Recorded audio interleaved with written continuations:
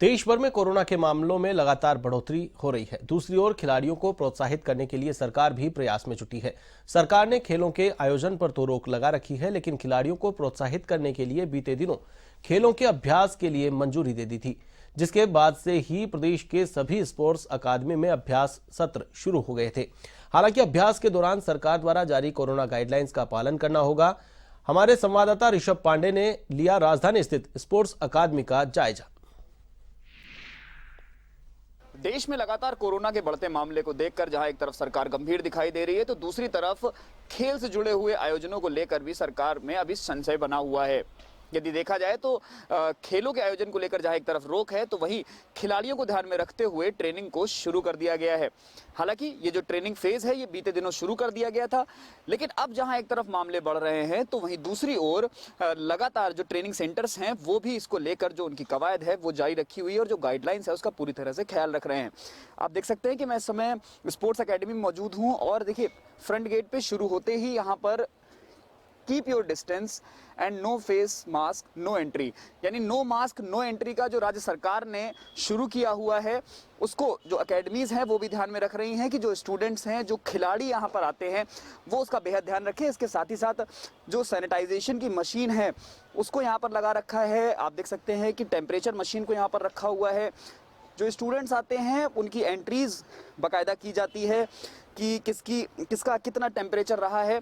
इसके साथ ही साथ आप देख सकते हैं कि जो स्टूडेंट्स हैं वो यहाँ पर जो खेल रहे हैं, सोशल डिस्टेंसिंग का पूरा ख्याल रखा जा रहा है।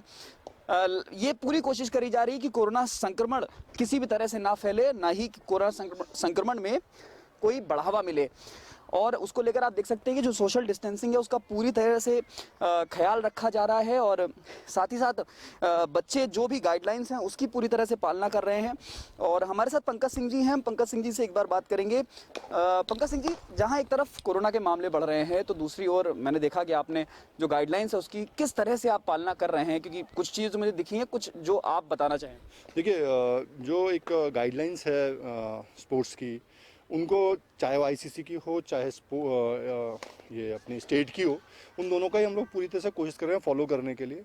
जिसमें स्पेशली हम बात करते हैं कि सैनिटाइजेशन का हो, डिस्टेंसिंग का हो। एक जो 100 बच्चों की एक किया गया कि 100 बच्चे से ऊपर नहीं हो, तो हमारी कोशिश 70 बच्चे 60 बच्चों को ही हम एक टाइम में प्रैक्टिस पे ला रहे हैं। बाकी हम मॉर्निंग सेशन रख रहे हैं।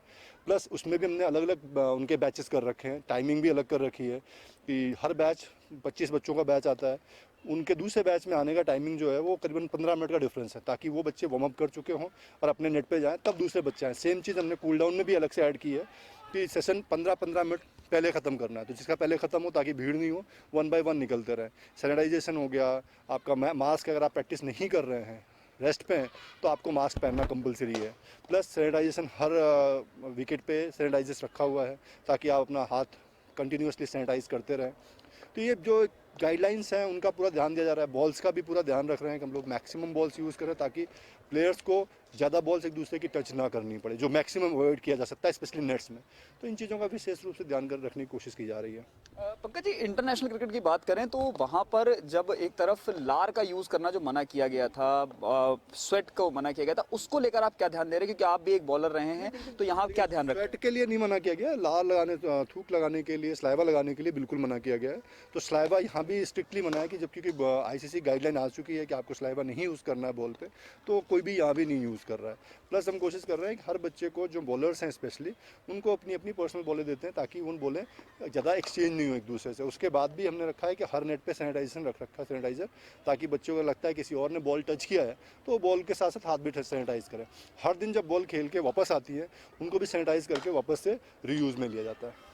बिल्कुल, आप देख सकते हैं कि जो बॉल्स हैं उनको पूरी तरह से ध्यान रखा जा रहा है कि किसी भी तरह का जो कोरोना संक्रमण फैलने के कोई भी ऐसा कारण ना बने, तो इसलिए हर बॉलर को जहां एक तरफ अलग अलग बॉल्स दी गई हैं, तो वहीं दूसरी ओर आप देख सकते हैं कि नेट्स के पास सैनिटाइजर रखा हुआ है। यदि अगर बॉलर को लगता है कि उसकी जो बॉल है वो किसी और ने छुई भी है, तो वो उसको सैनिटाइज कर सकता है। और आप देख सकते हैं कि जो प्रैक्टिस है वो लगातार जारी है। हमारे साथ खिलाड़ी हैं, हम उनसे ही बात करेंगे कि किस तरह की जो गाइडलाइंस हैं यहाँ पर, आप कैसी गाइडलाइंस यहाँ पर दिख रहे हैं? क्या पूरी तरह से कोरोना संक्रमण को कहीं बचाव दिख रहा है? यहाँ पे जो भी गाइडलाइंस थी वो फॉलो हो रही है। जैसे कि हम एंटर करते हैं तो सबसे पहले बॉडी सैनिटाइजेशन होती है, किट बैग तक सैनिटाइज करा जाता है। उसके बाद फिर हमारा टेम्परेचर जो है वो लेते हैं, टेम्परेचर लिखा जाता है। तो मतलब सारी गाइडलाइंस फॉलो हो रही है। पर्सनल बॉल्स यूज़ हो रही हैं, सोशल डिस्टेंसिंग मेंटेन हो रही है। जो भी यहाँ पे हैं जो प्रैक्टिस नहीं कर रहे हैं वो मास्क लगाना कंपलसरी है। तो ये सब चीज़ें पंकज भाई ऑलरेडी ध्यान रख रहे हैं, तो वो एक अच्छी चीज़ है।